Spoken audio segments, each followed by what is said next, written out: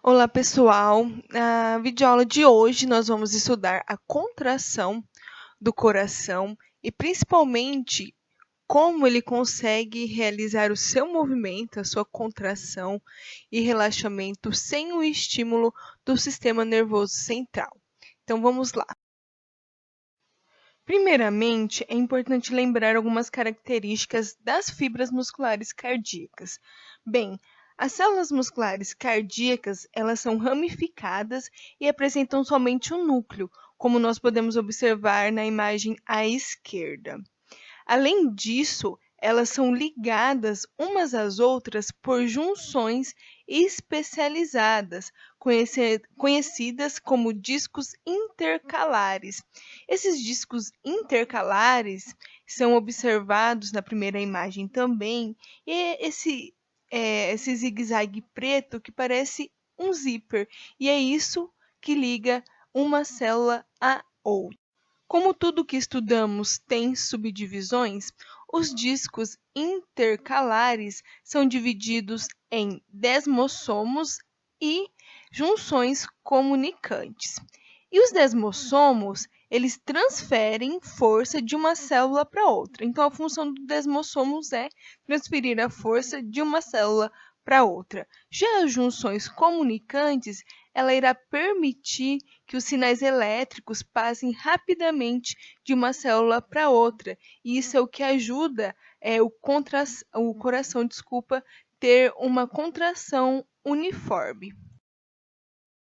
Outras características da fibra muscular é que ela é estriada, como nós já conversamos nas aulas sobre o sistema muscular. Já que ela é estriada, ela possui sarcômero. Bem, diferente dos outros músculos, o músculo cardíaco, ele também pode ser conhecido como miocárdio, ele apresenta dois tipos celulares, as células contráteis e as células autoexcitáveis. Bem, a maioria das células musculares, ela é contrátil, mas cerca de 1% delas são especializadas em gerar potenciais de ação espontaneamente. Então, quer dizer que ela mesma gera o potencial de ação para que ocorra a contração muscular. Essas células, então, elas são responsáveis por uma propriedade particular e muito importante do coração, que é a capacidade de se contrair sem gerar qualquer sinal externo. Ou seja, por isso que o coração consegue se contrair sem um estímulo do sistema nervoso central, porque existem essas células autoexcitáveis que geram o próprio potencial de ação para que o coração se contraia. Isso confere ao coração a capacidade de se contrair sem uma conexão com outras partes do corpo, pois o sinal para a contração é miogênico. Nós conhecemos essa característica como sendo miogênica. E o que isso significa? Significa que o próprio sinal para a contração é gerado dentro do coração. Por isso que nós vemos muitas vezes em filmes que o coração é tirado do corpo e continua batendo, ou quando tem a morte cerebral, o coração continua batendo, porque quem controla os batimentos cardíacos é o próprio coração pelas células autoexcitáveis. E essas células autoexcitáveis, elas também são denominadas como células marca-passo. Por que elas são denominadas células marca-passo? Porque elas determinam a frequência dos batimentos cardíacos do nosso coração. Agora, vamos entender um pouquinho das características e particularidades das células miocárdicas contráteis e das células miocárdicas autoexcitáveis. Sobre as células miocárdicas contráteis, os potenciais de ação que esse tipo de célula apresenta são similares de diversas maneiras aos do neurônio e aos do músculo esquelético. Então, o potencial de ação das células contráteis se parecem com os potenciais de ação do neurônio e das células do músculo esquelético, pois ela possui, uma despolarização rápida do potencial de ação. Ou seja, o que é a despolarização? É aquela mudança de carga. Dentro vai ficando positivo e fora vai ficando negativo, resultando então no quê? Na entrada de sódio e na saída de potássio. As células miocárdicas autoexcitáveis, elas apresentam um potencial de membrana instável, que é chamado de potencial marca-passo. Em vez do potencial de membrana entrar em repouso, ele nunca permanece num valor constante. Então, ele sempre vai ficar variando esse potencial de ação. Esse potencial marca-passo despolariza até o limiar. Então, ele vai despolarizar até o máximo que dá. Então, assim, a célula ela começa a disparar o seu potencial de ação. Então, diferente das células contráteis, a autoexcitável ela tem um potencial mais instável e mais vagaroso também. Como eu já disse, são as células autoexcitáveis, que são conhecidas também como marca-passo, que vão determinar a frequência com que o coração se contrai, vão determinar a frequência cardíaca. Porém, alguns neurotransmissores também vão modular a frequência cardíaca. Quando se tem uma estimulação da via simpática nas células marca-passo, vai ter uma capacidade de aumentar a frequência cardíaca. E quem que vai ter essa capacidade? Quais são os neurotransmissores? A noradrenalina e a adrenalina. Por isso, quando estamos no estado de luta e fuga, o estado de medo, o nosso coração acelera, porque a adrenalina ela tem essa capacidade de aumentar a frequência cardíaca. E onde esses neurotransmissores vão se ligar? Vão se ligar nos receptores adrenérgicos beta-1 das células autoexcitáveis. Então, o neurônio simpático, da via autônoma, libera a noradrenalina ou adrenalina, e esses dois neurotransmissores vão se ligar nos receptores adrenérgicos das células autoexcitáveis. Lembrando só um pouco da via autônoma, sempre o parasimpático é ao contrário do simpático. Então, se a estimulação simpática ela aumenta a frequência cardíaca, a estimulação parasimpática vai reduzir a frequência cardíaca. E o neurotransmissor liberado para reduzir a frequência cardíaca é a acetilcolina, que vai se ligar nos receptores colinérgicos muscarínicos das células autoexcitáveis. Começando a falar sobre a contração do miocárdio, sobre a contração do coração, no músculo cardíaco, um potencial de ação também inicia esse sistema de excitação da contração. Então, é pelo um potencial de ação que vai ocorrer a contração do músculo cardíaco. Contudo, esse potencial de ação vai se originar espontaneamente nas células marca-passo do coração, e eles vão se propagar para as células contráteis através das junções comunicantes. Então, isso aqui é só para lembrar que não é um estímulo do sistema nervoso central que vai fazer o coração contrair, e sim um potencial de ação liberado por células do próprio coração, que são denominadas células autoexcitáveis ou células marca-passo. O passo a passo da contração das células musculares acontece da seguinte maneira: o potencial de ação liberados pela célula marca-passo, elas chegam até as outras células do sistema muscular. E esse potencial de ação a gente consegue enxergar pela cor vermelha do lado esquerdo do slide e pela numeração 1. Ela vai descer pelo túbulo T e chegar até os canais de cálcio. Esses canais de cálcio eles são dependentes de voltagem, então chega um potencial de ação com carga e consegue abri-los. Com isso, o cálcio entra dentro da célula muscular. Já que ele está dentro da célula, já que ele está no líquido intracelular, ele vai ter afinidade pelos receptores RYR, que fazem parte do retículo endoplasmático. Se a gente lembrar lá da contração do músculo liso, acontece a mesma coisa. O cálcio ele se liga nos receptores do retículo sarcoplasmático e dentro do retículo sarcoplasmático tem mais cálcio. Então, o cálcio ele vai liberar vai fazer com que libere mais cálcio para o meio intracelular. O retículo sarcoplasmático libera o cálcio para o meio intracelular. Isso a gente consegue ver nas fases 2, 3 e 4 da imagem. Com a liberação de mais cálcio para o meio intracelular, vão formar o que chamamos de fagulhas de cálcio. E essas fagulhas de cálcio vão gerar um sinal de cálcio que vão se ligar à troponina, que está lá no sarcômero. Lembra que a troponina estava relacionada com a liberação dos sítios de ligação entre a actina e a miosina? Então, quando o cálcio se liga à troponina, libera o sítio de ligação entre a actina e a miosina, e assim a miosina consegue movimentar a actina para o centro do sarcômero para que ocorra então a contração muscular. E é desta maneira que acontece a contração do coração. O cálcio, o potencial de ação, ele é estimulado pelas células marcapácio, que formam um potencial de ação, fazendo com que o cálcio entre dentro da célula, fazendo depois com que o retículo sarcoplasmático libere mais células. Esse cálcio se une, gera um sinal de cálcio que se liga à troponina. Ligou-se na troponina, então liberou o sítio de ligação entre a actina e a miosina. E a contração ocorre da mesma maneira que o músculo esquelético.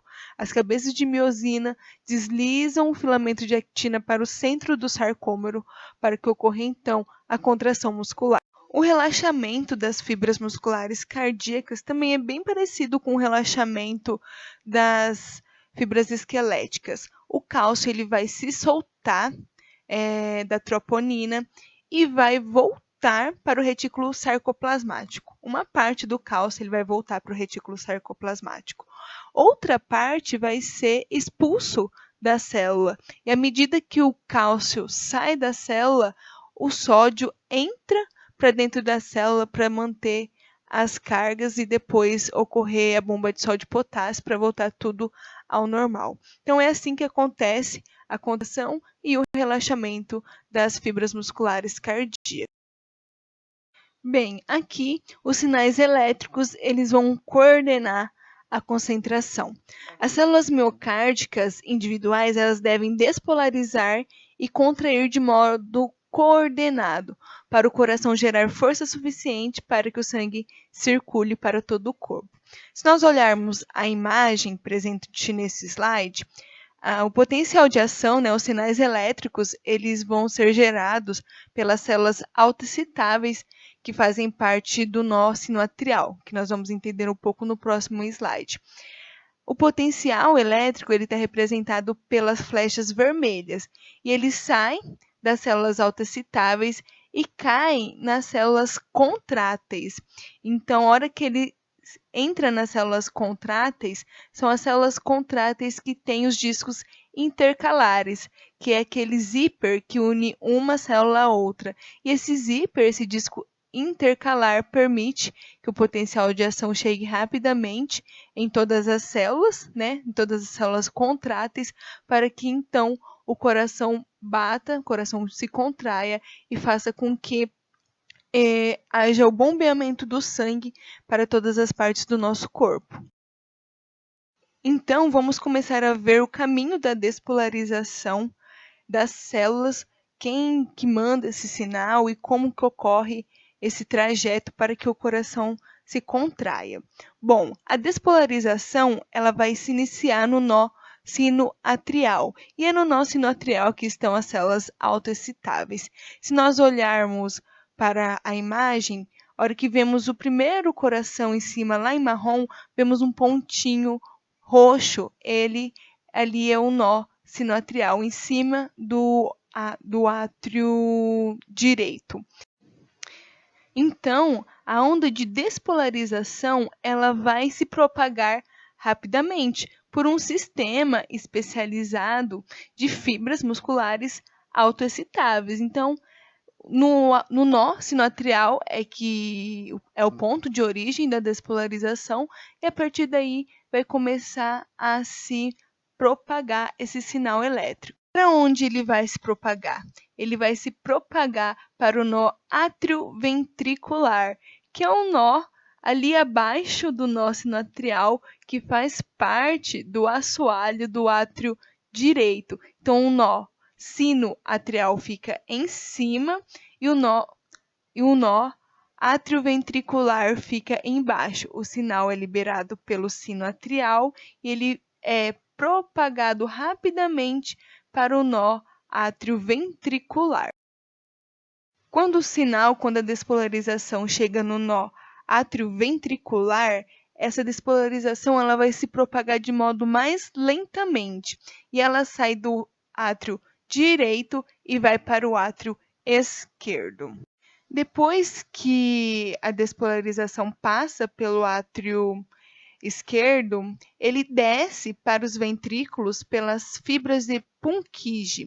Essas fibras elas estão presentes no septo, bem ali no meio do coração, que é onde vai começar a ficar roxinho, bem no centro do coração. E essas células de condução especializada dos ventrículos transmitem os sinais elétricos muito rapidamente para baixo pelo fascículo atrioventricular, que também pode ser chamado de feixe atrioventricular. E também pode ser chamado de feixe His, que nada mais é que fibras que pertencem, que estão localizadas anatomicamente no meio do coração, ou seja, no septo. Se olharmos a imagem, o coração com o número 4 é o que representa a descida da despolarização pelo meio do septo, pelos fascículos atrioventriculares. Depois que ele percorre esse curto caminho no septo, o fascículo ele se divide em ramos, em ramo esquerdo e em ramo direito. Esses ramos continuam se deslocando para o ápice do coração, que é a parte de baixo, essa região pontiaguda do coração, é o que a gente chama de ápice do coração.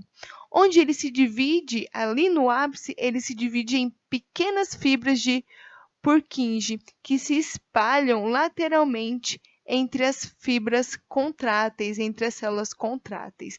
Então, o sinal elétrico, a despolarização, sai do nó sinoatrial, ali em cima do átrio direito, desce para o nó atrioventricular, do nó atrioventricular se espalha do ventrículo direito para esquerdo e vai descer pelas fibras de Purkinje, que estão no meio do septo, que estão localizadas anatomicamente no septo, e também pode ser chamada de fibras de Purkinje. Descendo o septo, ele chega no ápice do coração, que é a parte de baixo. Chegando ali no ápice, ele se divide em ramo direito e ramo esquerdo e manda o sinal para a base do coração e manda o sinal para cima. Por isso que o sangue ele é expelido para fora do coração, pela região de cima, pela região da base, porque é nesse sentido que o potencial de ação, que o impulso nervoso é propagado. Desce, chega na base e impulsiona para cima para expulsar o sangue do coração. Como eu falei no slide anterior, a contração do ápice, que é a região de baixo do coração, a região pontiaguda, para a base, que é a região de cima do coração, empurra o sangue para as aberturas das artérias situadas na base do coração. Então, é assim, por causa dessa distribuição, esse arranjo anatômico, que o sangue é expulso para fora do coração por meio das artérias. Bem, a fibrilação atrial é uma condição comum, frequentemente sem sintomas, que pode ter consequências graves, como um AVE, se não for tratada. Já a fibrilação ventricular, que é a região de baixo do coração, Por outro lado, é uma ameaça imediata à vida, porque é através do ventrículo que o sangue é bombeado para fora do coração. Se ele não estiver batendo coordenadamente, não vai expulsar o sangue para fora do coração. Justamente por isso, os ventrículos não conseguem bombear o sangue suficiente para suprir o quê? Adequadamente a demanda de oxigênio para quem? Para o encéfalo e para outras partes do corpo também. Uma forma de corrigir esse problema é administrar um choque elétrico. E é isso que a gente vê nas séries, nos filmes, em Grey's Anatomy. O choque ele cria uma despolarização, que é o que gera a contração. Lembra das células do nó sinoatrial, as células autoexcitáveis? E esse choque ele vai criar essa despolarização que dispara um potencial de ação em todas as células simultaneamente, coordenando-as novamente. Então, por isso que a gente vê direto em filme que os médicos pegam os eletrodos e impulsionam uma frequência cardíaca, né, um potencial de ação no peito de um paciente. Então, provavelmente, você já deve ter assistido assim, esse procedimento em Grey's Anatomy, claramente, que eles colocam a pá sobre o peito do paciente e diz para todos se afastarem.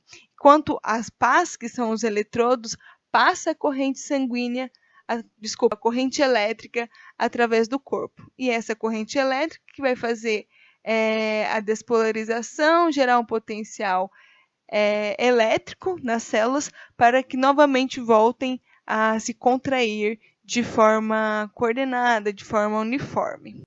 Vamos de curiosidade aqui. Bem, a condução coordenada dos sinais elétricos através de um sistema de condução do coração é essencial para a função cardíaca normal, e foi isso que a gente discutiu anteriormente. Em alguns casos extremos, as células do miocárdio perdem toda a coordenação e contraem de maneira desorganizada, uma condição que nós conhecemos como fibrilação. Então, as fibras do coração elas têm que se contraírem de forma coordenada. Quando elas, por algum motivo, não estão contraindo de forma coordenada, gera uma condição patológica chamada de fibrilação. Outra coisa muito conhecida sobre o coração é o eletrocardiograma.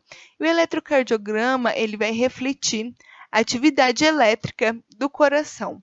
Bem, lá no meado do final do século XIX, os estudiosos fisiologistas descobriram que poderiam colocar eletrodos na superfície da pele e registrar a atividade elétrica do coração. É possível utilizar eletrodos na superfície para registrar a atividade elétrica interna. Por quê, professora? Porque as soluções salinas, como o nosso líquido extracelular, é basicamente a base de NaCl, ou seja, tem muito sódio e muito cloro, como a gente já conversou anteriormente, que são bons condutores de eletricidade.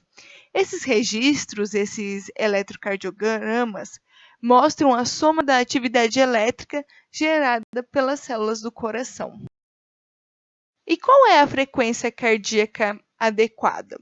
Bom, uma frequência cardíaca de 60 a 100 batimentos por minuto é considerada normal, embora atletas como eu, frequentemente tenham uma frequência cardíaca de repouso menor, porque o coração ele é mais forte, por isso que é menor essa frequência cardíaca.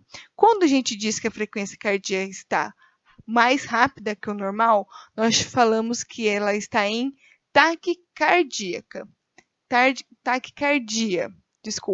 Mas quando está abaixo do normal, dizemos que está em braquicardia. Então, quando o coração está batendo muito rápido, sabe quando a gente corre e fala, nossa, meu coração vai sair pela boca? Ele está batendo muito rápido e a gente já pode ter ouvido falar que está tendo, estou tendo uma taquicardia. É isso mesmo, quando ele bate muito rápido. E quando ele bate mais lentamente, é chamado de bradicardia.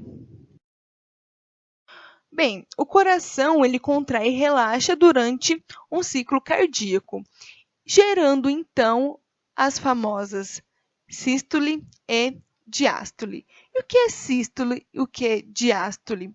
Sístole é o momento em que as células do coração estão contraídas, e a diástole é o momento em que as células do coração estão relaxadas. Vamos observar agora como que acontece o ciclo cardíaco e como ele gera a sístole e a diástole. Bom, o ciclo cardíaco ele começa com o final da diástole, que é o final do relaxamento. Então, nesse momento, ambos os conjuntos de câmaras estão relaxados e os ventrículos enchem-se passivamente. Enchem-se do quê? De sangue.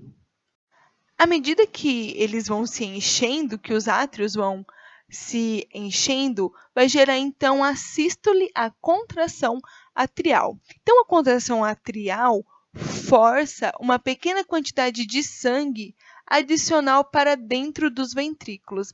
Então, termina o relaxamento, começa o impulso de sangue para dentro dos átrios. Então, a contração dos átrios é feita quando começa a entrar sangue. Entrou sangue nos átrios, ele começa a forçar uma pequena quantidade de sangue para os ventrículos, gerando assim a primeira fase da contração ventricular, que empurra as válvulas atrioventriculares e elas se fecham, mas não cria uma pressão suficiente para abrir as válvulas semilunares, que são as válvulas que expulsam o sangue para fora do coração. Então, o sangue desce do átrio para o ventrículo se enche de sangue e tenta empurrar, tenta abrir as válvulas para sair do coração, mas ainda que ele não sai. Como a pressão ventricular aumenta e excede a pressão das artérias, as válvulas semilunares se abrem e o sangue é ejetado para fora do coração. Assim, a pressão ventricular cai conforme os ventrículos relaxam. O sangue flui de volta para as cúspides das válvulas semilunares e elas se fecham. E assim termina e começa novamente o ciclo cardíaco, gerando a sístole, que é a contração do coração, e a diástole, que é o relaxamento. Para terminarmos a nossa aula, eu trouxe a curiosidade sobre o ataque cardíaco ou o infarto agudo do coração, que acontece muito na nossa população. O que é o infarto? O que é o ataque cardíaco? É a morte das células das células do músculo do coração. Por que elas morrem? Por conta da formação de um coágulo que interrompe o fluxo sanguíneo de forma súbita. Então, um entupimento de vasos sanguíneos do coração pode gerar um infarto e a célula acaba morrendo. Então, é isso que acontece.